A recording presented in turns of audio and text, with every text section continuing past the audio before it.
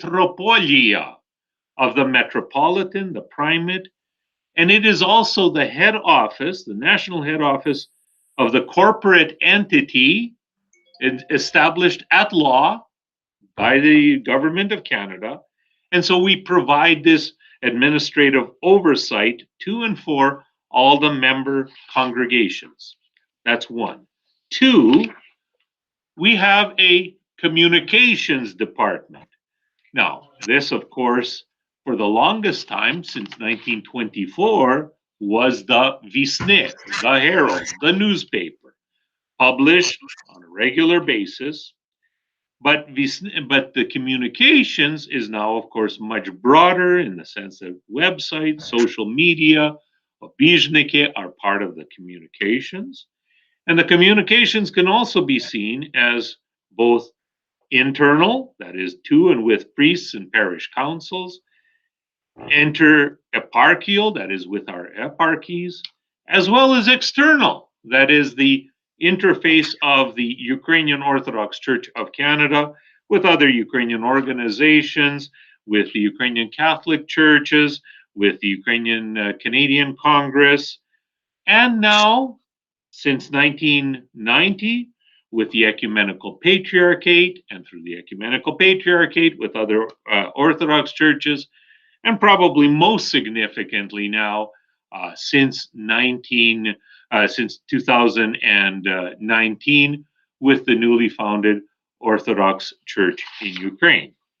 Number three, we have obviously a finance office and a department which has an extensive mandate: buildings and lands management, managing closed or closing churches and properties, making sure that we abide by all necessary regulatory bodies, the City of Winnipeg, the Province of Manitoba, the Government of Canada, including one of our favorite departments that we all love to deal with, the Canada Revenue Agency, the Charities Directorate, as well as administering a health and dental plan and group RRSP for our clergy and lay employees of the church, as well as obviously the levy, collections, and making sure that we obviously have insurance. As many of you will be aware, there has been a recent call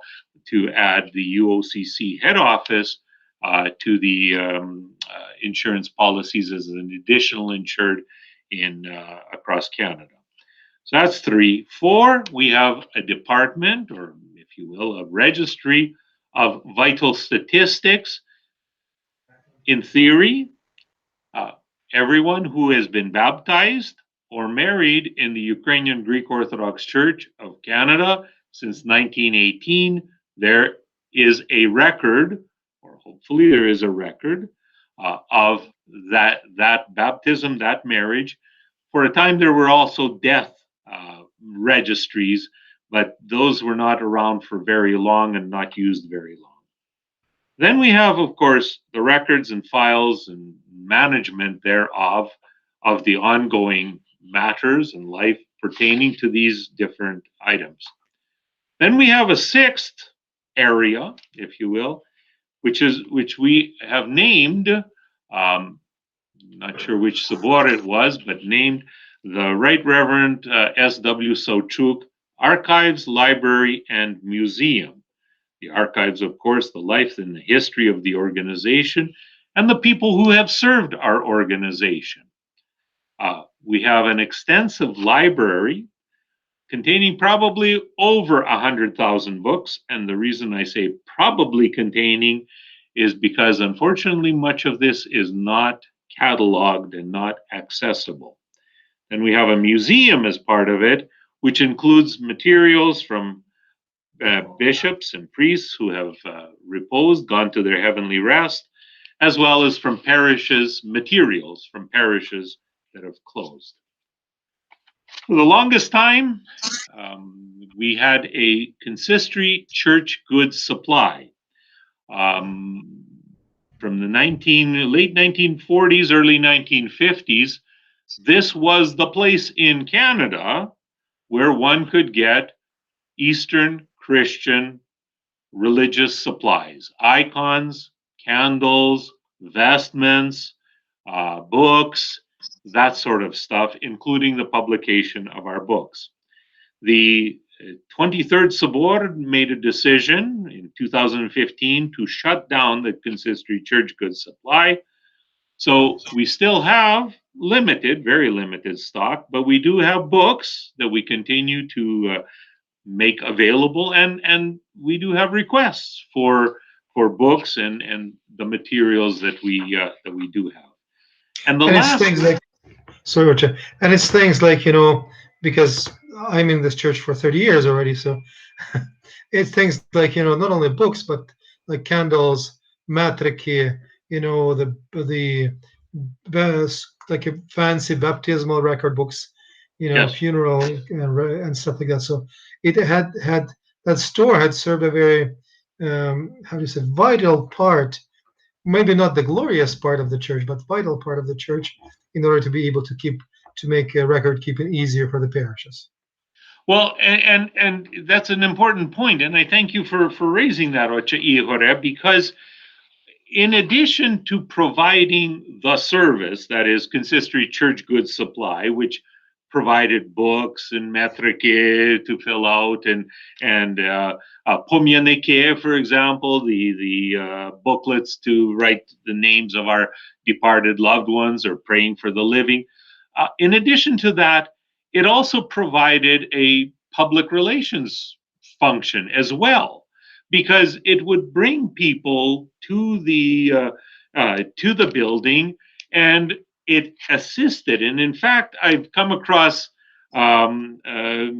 documents, letters, and notes that Father Sochuk made way back when, in saying we need to establish a store so that we could do our public relations and mission of the church through that medium as well, or through that forum as well.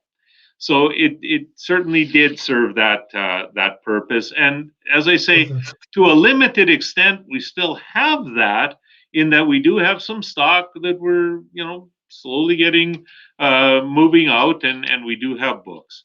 And let me just quickly finish.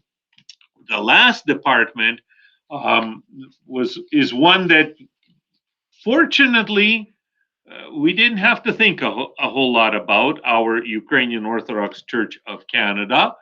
Some of the early leaders, I'm thinking of Sudya Arsenich, I'm thinking of Sudya Stecheshin, Yulian Stecheshin. These were legally trained people. They were lawyers who were instrumental in advancing the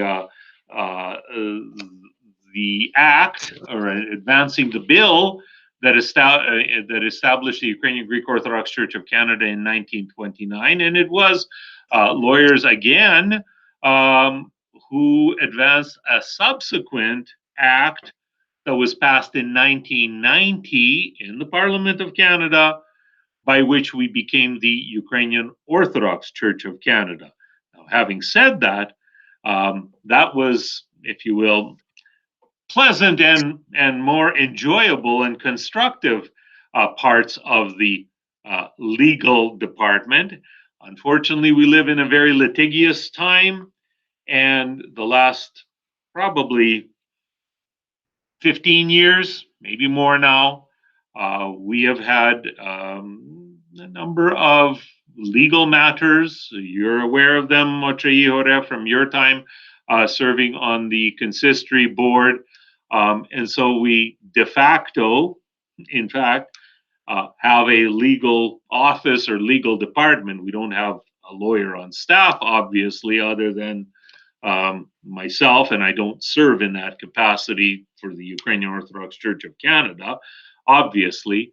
But we do have matters that require legal representation, including but not limited to closed churches being the land being disposed of or sold, and the like. And there's a number of those that continue to this day. So those are the 8, if you will, departments or divisions of the office of the consistory.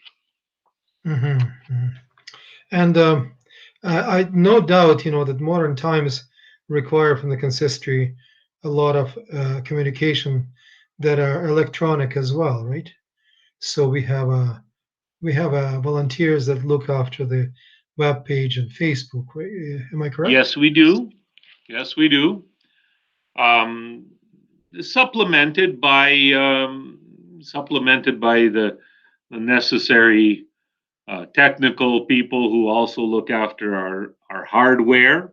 Okay, so we have an internet service provider, and then we have the information technology business that we've had for many years that looks after our computers and looks after our software as need be. And we've, as anyone knows, uh, you leave your computer, you leave your software for a couple of years, and it's obsolete unless you're updating it and replacing it, and that's the world that we live in now. So it used to be in a hardware. I think when I was at university yet many years ago, that every 18 months the speed of a processor doubles, or cellular memory, and together with the speed of processor, the other things also would double or triple and stuff like that, So yes, so that's Taras is touching a very important yet delicate, very delicate point. You always need to update, and it's part of also it falls on the consistory shoulders, and that's why if somebody is a technical specialist, I guess in Winnipeg, they're welcome to volunteer to help out. Okay, so I just overall, I just wanted to ask. We have spent almost 40 minutes of our hour together. Just wanted to ask if is there any questions, because I don't see any questions had been posed yet. If not, like I will just continue talking, because there's lots of things that could be discussed and talked about, and that's Taras is. I'm very grateful to him for taking a little bit of his time from his busy schedule and sharing some information with us. I and I encourage people to pose the question or ask questions. Um, uh, well, it's an interesting thing. I'm not quite sure if. Oh, sorry. Talk about. Slavka I Samets, think yes. it's not something. Sorry, it says that Sabor and then cancel. I'm not quite sure if we're going to talk about the Sabor itself today, because there's lots of things that I'd like to discuss from the technical standpoint.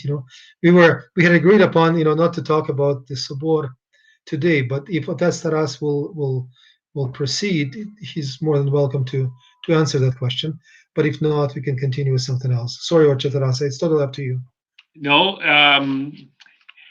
I anticipated um, being asked this question, so Okay, thank no you. problem. Slavka and anyone else who may have learned a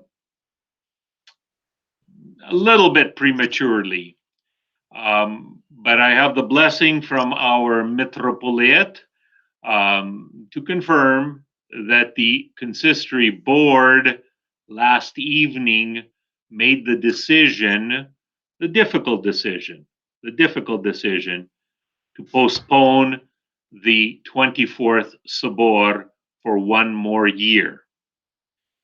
We further, consistory board, as blessed by Metropolite Yuri, made the decision that this would be the information would be conveyed by means of a pastoral letter and the accompanying resolution, which is extensive, which speaks about the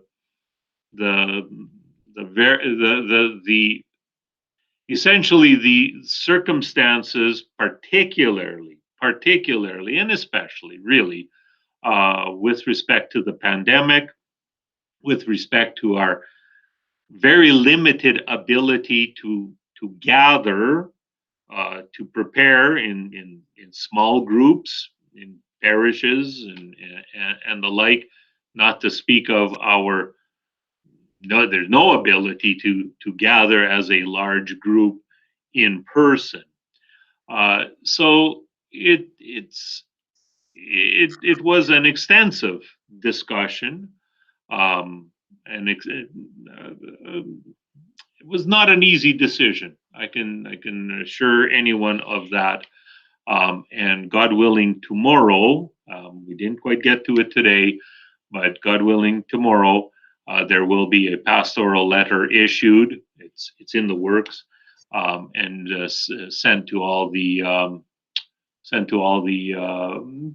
clergy and all the parishes across Canada. Okay. So now that you had mentioned that Sabor is postponed, so is it postponed? You had mentioned so postponed for a year, right? That is correct. Okay. Right. At a date and time to be held, but not later than July 10th, 2022. July 10th being, and here's what is significant, of course, July 10th, 2022 being within the 12-month period in which a Sabor needs to be called to elect a metropolitan, because as I believe everyone who is joined us on this seminar this evening, this webinar, will be aware that His Eminence Metropolitan Yuri has given notice that he is retiring. He gave 6 months notice that he is retiring July the 10th, 2021, less than 3 months from now. And our bylaws require a Sabor to be held within 1 year of that position, that is the position of metropolitan, being vacated, in this case, by retirement. Mm-hmm. So if Metropolitan Yuri is well, not if, but when he retires on July 10th, in the interim, would Bishop Andrei be a locum tenent or the person who will be fulfilling the duties of Metropolitan? No, it would not. It would not be Vladika Andrei, because the bylaws specify that the next senior ranking or next oldest bishop. Okay. And as I think many of us will be aware, Vladika Ilarion became a bishop in January of 2005. Vladika Andrei became a bishop in December 2005. So although they were both ordained bishops in 2005, Vladika Ilarion is 11 months older, Hosani, as we say, in being a In bishop. his ordination. Okay. Okay. So there's somebody here that says that what's our total membership in Canada? If you can just elaborate on that. Yes, Dyakuyu. Thank you, John, for the question. Our total membership in Canada. This is one of those questions that I had a sense of this, and I think you probably, Oche Ihore, when we were on the consistory board prior to my service in the office, that we would ask the question, legitimate enough,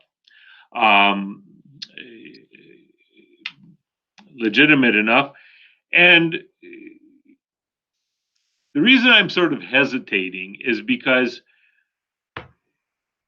once I was elected chancellor, I realized that the ability or the tracking, if you will, of memberships, numbers, people who are members, okay, by the office of the consistory, out of this office, um, is not as straightforward as most of us perhaps would think it could be.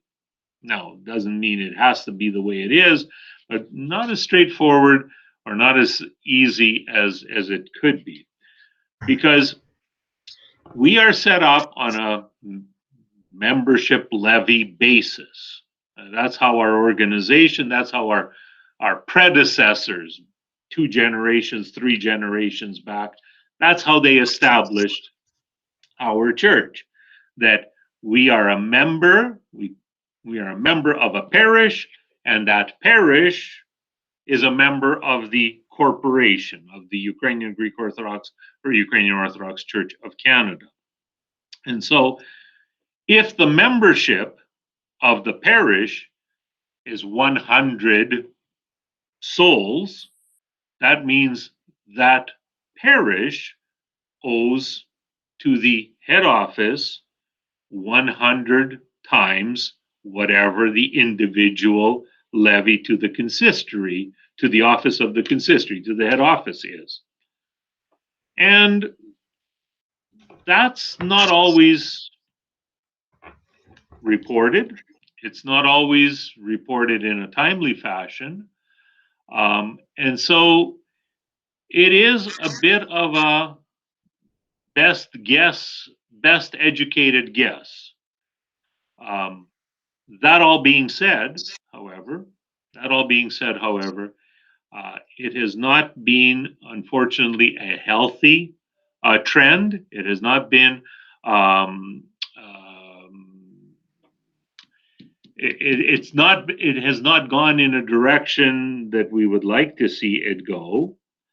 And so, the best guess that we can provide right now is that is we, the office of the consistory, have now billed out just over 6,300 membership levies for 2021. Just over 6,300.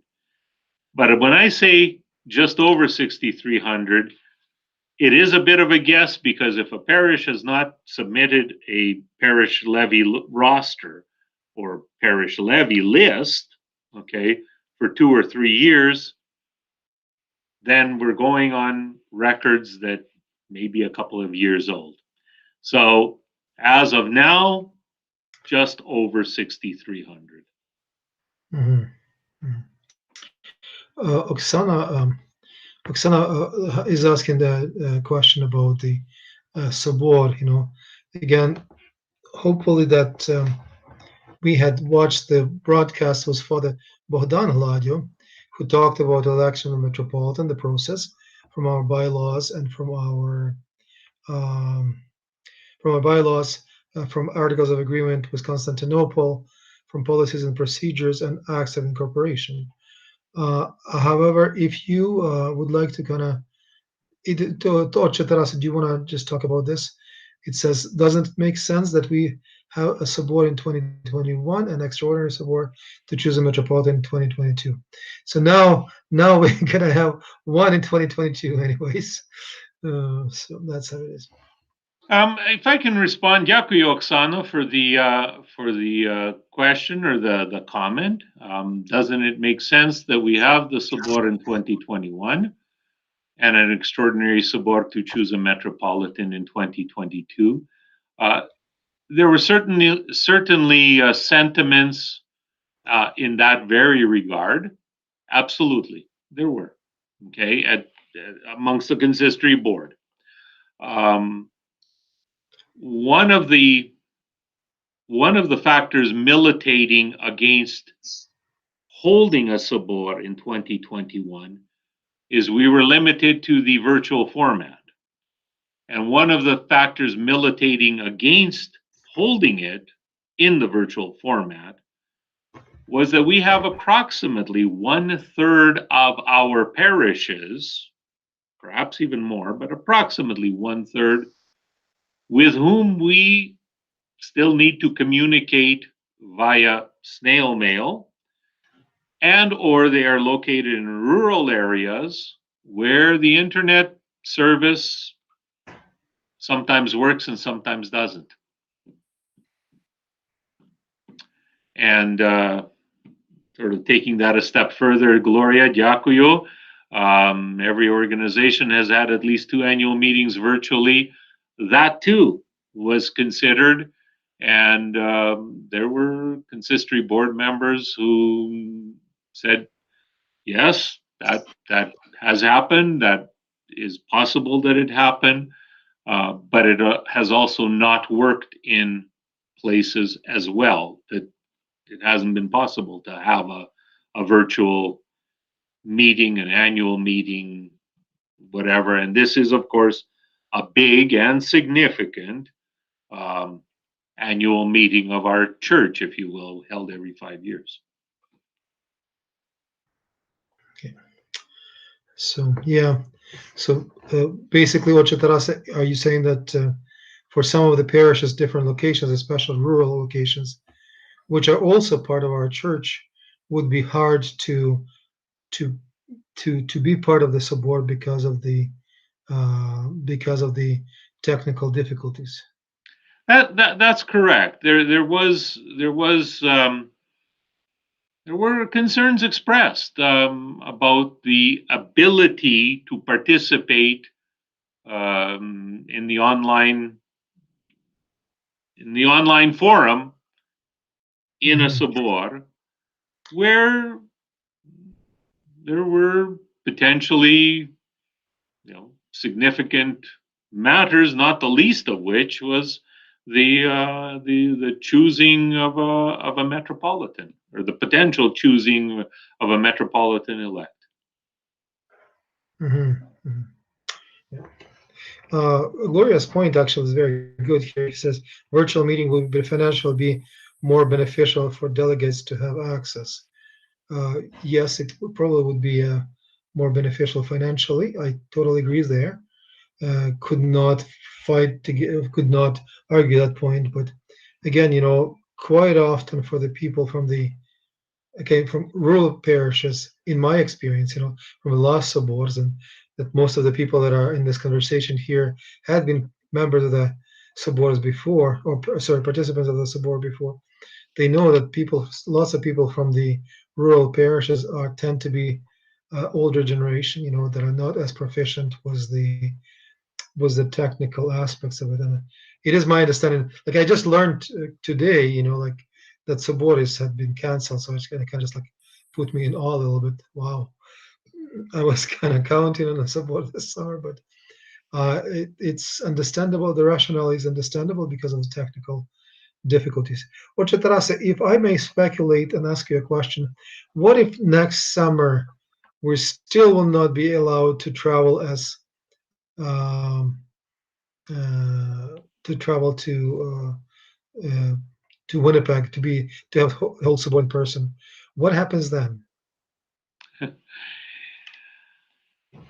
Another part of the discussion last evening and the deliberations by our consistory board was exactly wrestling with that question.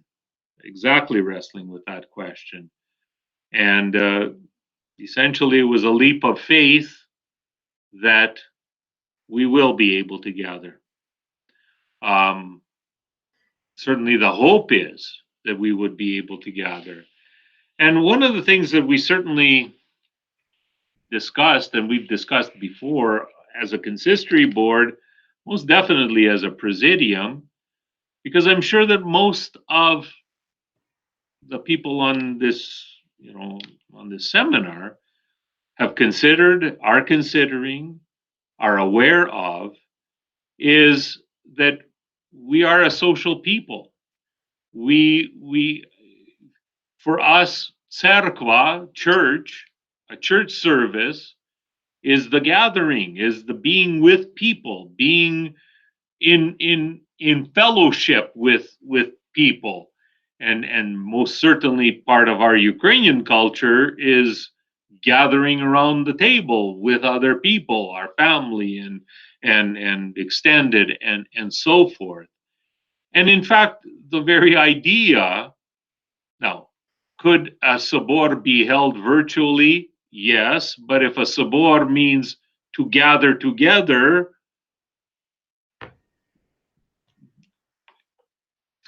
there is also an argument to say, well, are we gathered together when we're all across the country sitting in front of our computers in our home? Or have we gathered together?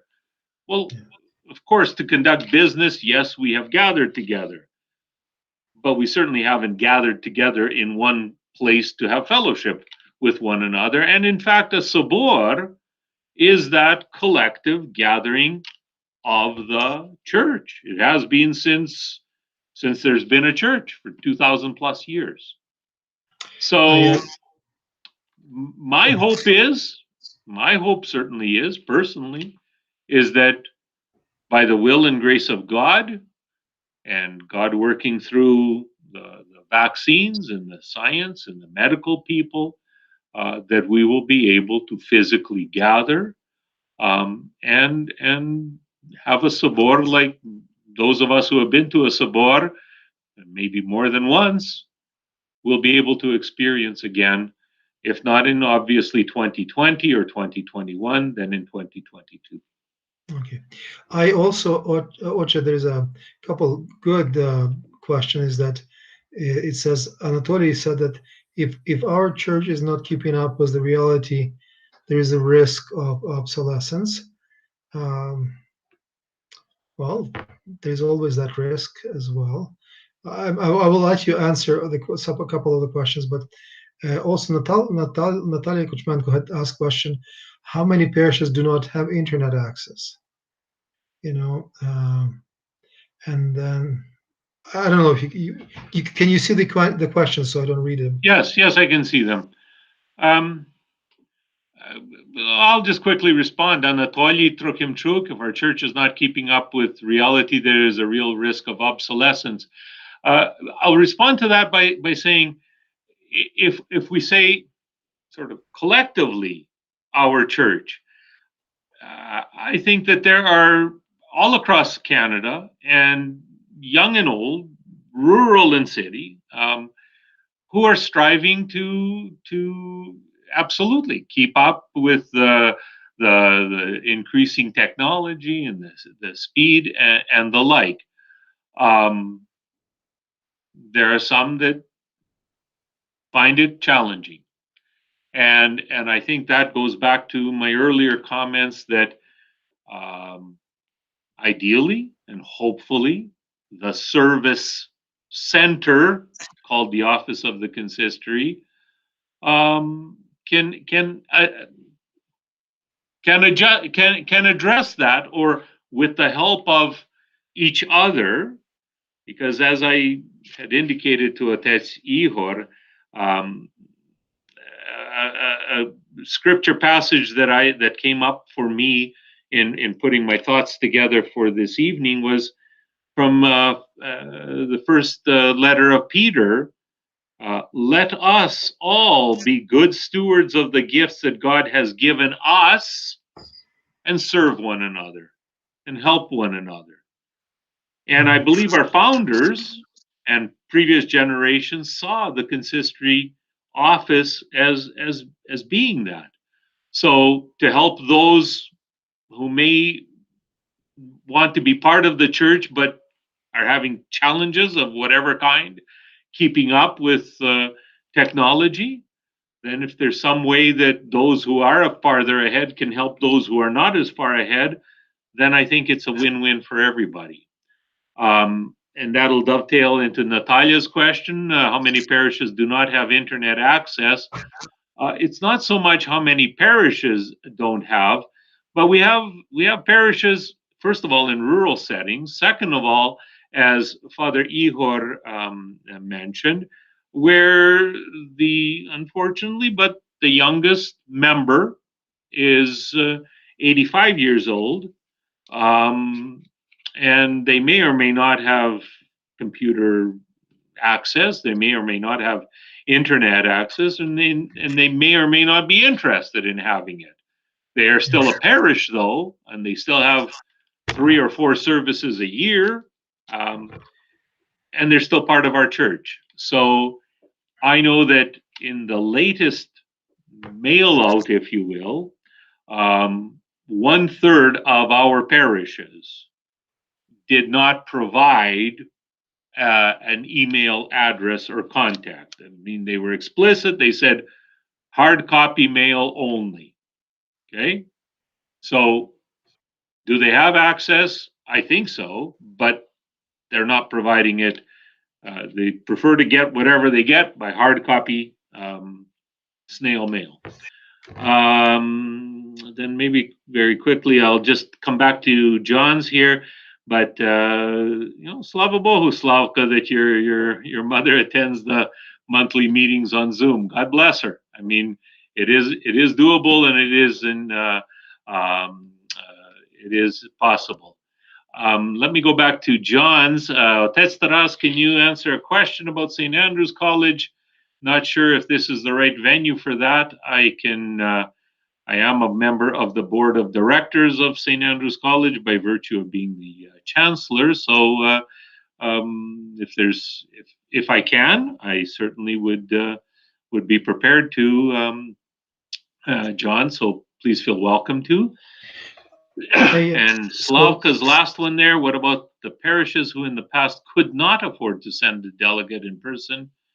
That 85-year-old probably would not be a delegate. Well, probably not.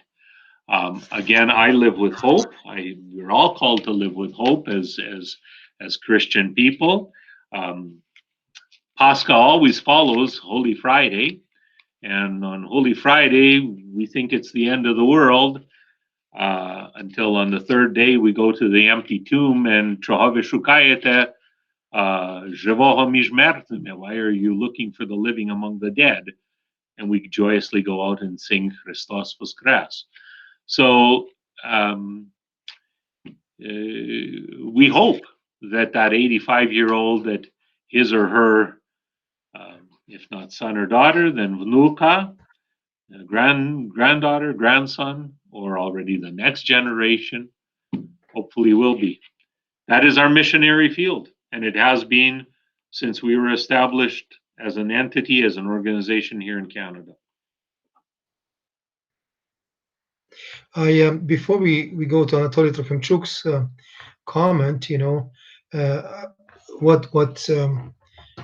if I kind of chime in here and say a couple of things that I wanted to mention is one of them is that it's not necessarily I do believe that it 2022 Sabor, which I just learned about it, that is going to be 2022 Sabor, we probably would be a hybrid approach to this, because when you think about this, like the virtual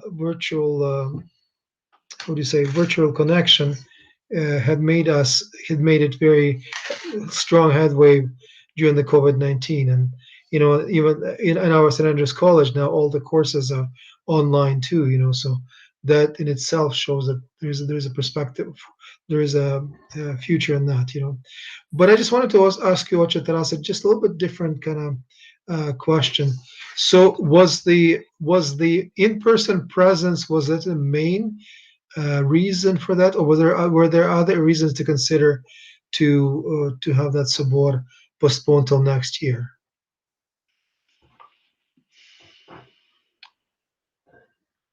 Sorry, like I just learned from you right now, a confirmation that this is not a rumor, but there is this postponement of Sabor, so it kind of shocks me because we have in our parish, we started putting some documents together. We would like to put the work groups and talk about the Sabor, how our conciliarity works and all of this stuff. And my entire set of the online meetings is geared again to talk to the bishops, to talk to the clergymen, about conciliarity, what it means in the Orthodox Church, how it works, what's the balance of power between the clergy and laity, like all of those little things, not to belittle anybody, not to tell anybody, oh, you're right or wrong, but for people to go to Sabor with eyes wide open to understand what the role is in the Sabor and the waiting, So for me, it's a bit of a shocking news about postponement of Sabor, but if you can, I'm quite sure that maybe some of the stuff are confidential that you can't reveal at this point of time, but uh, is there what like could you say is there any other reason like for postponement, or that's just the main reason is the technical aspect? Well, the main reason is the technical aspect, coupled with really, there were, I believe the last count was 31, separate, some related, but separate resolutions, including potential bylaw amendment resolutions, Oh, that all of which could not be dealt with in the limited amount of time, just limited amount of time dedicated for the sabor, like so many hours per day times 3 days.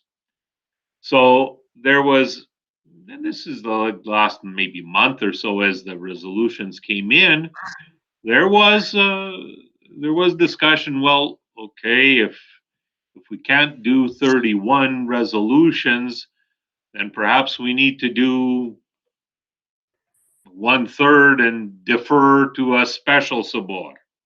Okay. Well, then the question became, well, how do you determine which ones you do or which ones you defer? Okay. And that became part of it as well, part of the discussion. And whereas you can do that at a non-virtual, at a live event, okay, you have the necessary breakout groups, smaller groups, larger groups, plenary, and so forth. And that by the will and grace of the Holy Spirit gets sorted out.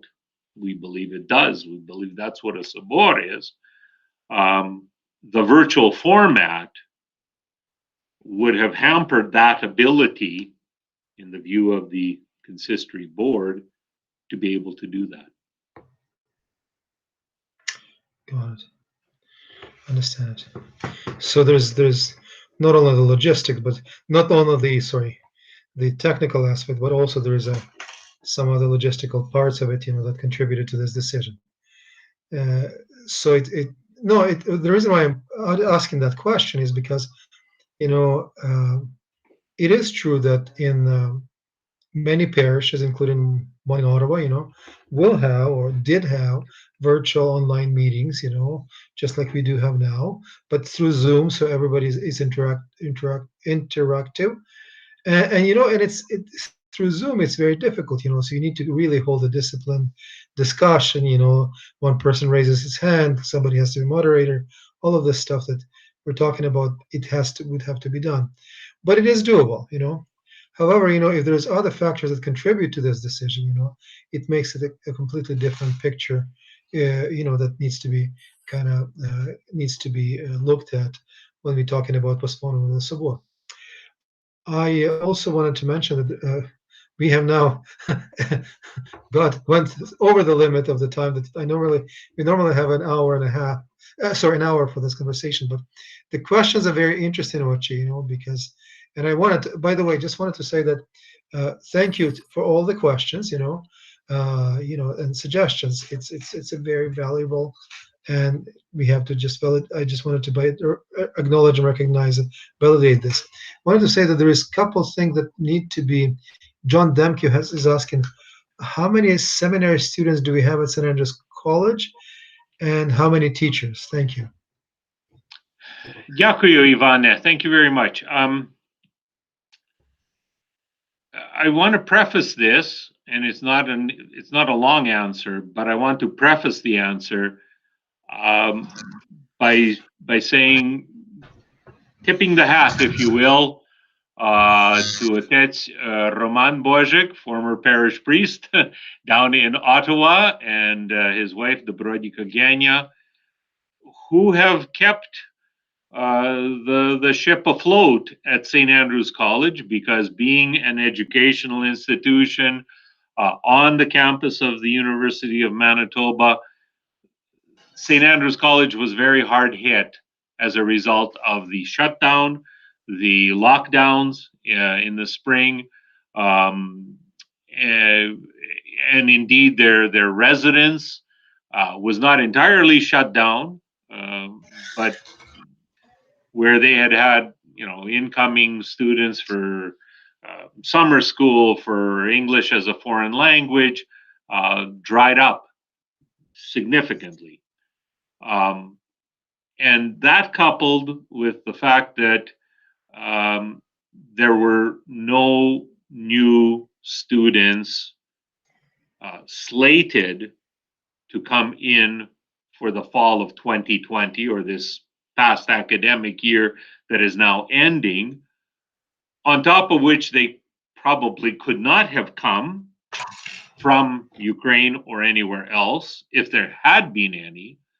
That is, St. Andrew's College has made it through this year, slava bohu, thanks be to God, but there are no students in residence right now. There are a number of students taking online, as Father Ihor mentioned. As far as teachers there, it is Father Roman Bozic, it is Father Ihor Kutash, and it is now Father Timothy Hrabko, who is the parish priest at St. Anthony's Parish in Edmonton.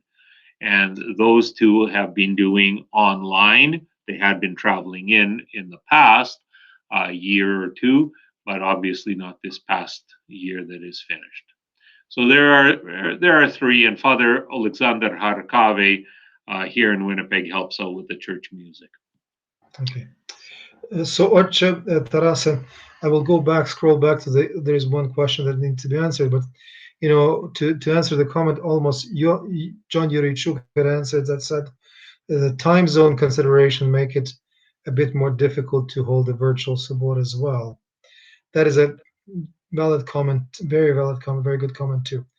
Now, Anatoly Trochimchuk had posted a comment as well, and again, it's a very good comment. The need for spiritual light is huge among the new wave of Ukrainian immigrants to Canada. Really hoping our church can find the way to engage them. Please keep in mind that we need our church to be considerate of this much younger population. Very, very good comment, and I think, Ocha Tarasa, would you like to speak on that as well, or? I would love to speak on that. It is a topic I think that we collectively, the church collectively, led by the consistory board and as supported by the office of the consistory, I don't think we've paid sufficient attention to, sort of nationally. I give full credit to many of my brother clergy, including yourself, Ocha Ihore, who have made a point of practical and pastoral and dedicated, так би сказати, місійну пастирську працю for what we have, at least in the past, called четверта, п'ята хвиля, sort of the 1990s and into the 2000s and 2010 decade. But having said all of that, I appreciate the comment on Anatoly Trochimchuk. I very much appreciate it. And I think that, yeah, there is a spiritual need for pastoral care to and for the most recent waves of Ukrainian immigrants, I think is very great. And what I would love to see, is to, as you say, absolutely find the way to engage them. Yes, I mean, If I just, Kobibov. if I just can add to this, it's interesting that Anatoly, я не знаю if you're a representative of that fourth way or not. I am, and in my pastoral practice here in Ottawa, it's it's very much just like it is in Canada. Those who are faithful from Canada, the same as much it is needed for those who come from Ukraine is a catechism, adult catechism, but thoughtful catechism, not impositional. You know, like when you have to know this and you have to obey this and stuff like that. No, no. It's in it, and if you can, if you wanted to send me an email, I can send you a couple interesting broadcasts by Father Thomas Hopko, and I did. He had really interesting points to mention, and that was that the catechism in a parish should start from studying the Bible. You know, and we have a really interesting Bible study class in our parish. We studied a Pentateuch, five first books of the Bible, you know, and we never went past. This year we only finished the last Pentateuch in 7 years, you know, but the Bible study is a pretense for people to learn about faith more in engagement in conversation. It has to be non-impositional, you know, non-threatening conversations and stuff like that, you know, because right now there is so many prescriptions that are available all across the internet. Or you should do this, or you should do that. No, I think it's welcoming everybody who comes through the door, as if Christ Himself walks through the door. I do believe that's a recipe for if not success, but at least to uh, speak people who immigrated recently to Canada, pique their interest, you know, especially if they had kids, some children's programs, you know, all of this needed to be done. And reality of it is, when you look at our churches right now, it's my heart breaks because this is going to be a second Pascha without really our crowd that we had 2 years ago. We had 500 people for Pascha, for our blessing of the Pascha. You know, like, so we we almost had to call. Thank God, fire department to show up. You know, because our capacity is 350 people for the whole, and it was just packed. We had two services, one at night, one in the morning. You know, and we had one time whole pack the second time. You know, all of those people are there. It's reaching out to people. It's been pastoral. It's been able to find the common language, and you know, that's the most difficult part. You know, and I think that Father Taras can attest that we have lots of emails, probably from Maritimes as well. You know, saying we need a parish. We need a parish. Where's our church? And there and stuff like that. So I talked to some people in New Brunswick and Nova Scotia, and those are the things that we need to sit down and talk, not only talk, but do act upon this, you know. And sometimes it just fits into a matter of money for the priest to over to fly over to those provinces and just have a service, to spend a week there, to meet with people and stuff like that, because there is potential everywhere. But the main point is basically whoever walks through the doors of the church has to might feel welcomed, not pushed, not imposed on some things, you know, just feel welcome for who they are. Just wonderful human beings who come through the door. And hopefully with time, with kindness, with some pastoral outreach, you know, they can join our parishes.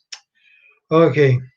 And I would just add to that very point, Oche Ihore, that to reach out, to be welcoming, and not try so hard to recreate something, okay, that may or may not exist in Ukraine, or may not have existed in Ukraine.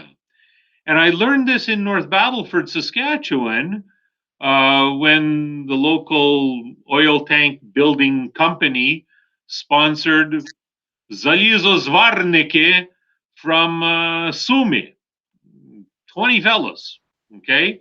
and then they later brought their wives over. And I engaged in this kind of conversation. Well, some of them had a connection to church. Some of them had no connection whatsoever to church. So it was kind of a moot point to say, well, ми будемо для вас робити, як ви знали в Україні. And the one fellow said, Отче, don't worry about it. Я нічого не знав в Україні. Like, I had next to nothing to do with the church, you know? And so to reach out and say, well, приходьте, you know, how can I help you? How can I serve you? It's like, it's not even enough to say приходьте. It's just like, especially the COVID-19 right now showed a lot of problems, so our parish, I have to say thank you to our parish executive for supporting me in that. We had spent lots of money, funds, driving around, providing some groceries, some furniture, some connections, some help. It just nonstop. But we can't expect them. Oh, we helped you. You need to come back to church. Yeah. People have to see that we are kind, just because we're Christians and fellow Christians, and that's what should draw them to the church, hopefully. Ocha Taras, I just want to say that Constance Squires, Constance, thank you for watching it tonight. She's one of the original people who started our Bible study group, 5 or 6 years ago, and honestly, we had such a wonderful time. Our small group, it's not that we drive in strides, and stuff like that. It's our small group, but it was wonderful. Again, Constance, thank you very much for Constance, Volodya, Stern, and Demchinsky, all of our gang that kind of keep working on that group. Thank you very much. Okay, Ochenku Dorohenki, it's already an hour and a half since we spent. We truly try to keep it to an hour because we can go all night. And I wanted to thank you for a wonderful presentation. I wanted to thank everybody for posing good questions. And again, conversation will continue, but conversation needs to follow actions, too, especially during this season of the Great Lent. And I wanted to reach out to people from our parish, saying that those who are watching, please help out this year because we have COVID-19 is going to be closed, no other sources of revenue. Please help financially. Please help with paskas and babkas. And if you can put together a basket for shut-ins, please do that. I don't know. I guess other parishes do. All parishes do that, But if you can donate a basket together with paschal goods, would be great. I will deliver them on Sunday to shut-ins and on not next Sunday after, to shut-ins. Would really appreciate it, and follow us on the Facebook or on social media through emails and conversations as well about what's going to happen during the Paschal day, because really with new restrictions is very difficult. In addition to that, Ocha Taras, I just wanted to tell you that not only that our churches struggle because of the COVID, right in front of our church they're building LRT, so the road is closed to the church. So you need to go through the maze of different roads in order to be able to get there. Nonetheless, Ochenku, I'll just ask the Bohoroditsa Divo молитву. I'll ask you for a blessing, and we'll say goodbye to everybody. Thank you. What's a wonderful crowd today, over 40 people, so thank you for watching, and wonderful conversation. We love you all. And if I don't have another chance to, Veselih и радісних свят Воскресіння Христового, to Blessed Pascha to everyone as well. Дякую. Ім'я Отця і Сина Святого Духа. Амінь. Ім'я Отця і Сина Святого Духа. Амінь. Ім'я Отця і Сина Святого Духа. Амінь. Богородице Діво, радуйся. Благодатна Марія, Господь з тобою. Благословена ти між жонами і благословений плід утроби твоєї. Бо ти породила Христа, Спаса душ наших. Слава Отцю і Сину Святому Духові, нині повсякчас і на віки вічні. Амінь. Господи помилуй, Господи помилуй, Господи помилуй. Отче, благослови. And may the blessing of our Lord and Savior, Jesus Christ, be with you all, always now and ever, and unto ages of ages. Амінь. Амінь. Добраніч. Всіх благ вам, всього найкращого. І до служби. Будемо мати служби завтра і післязавтра. З Богом. Слава.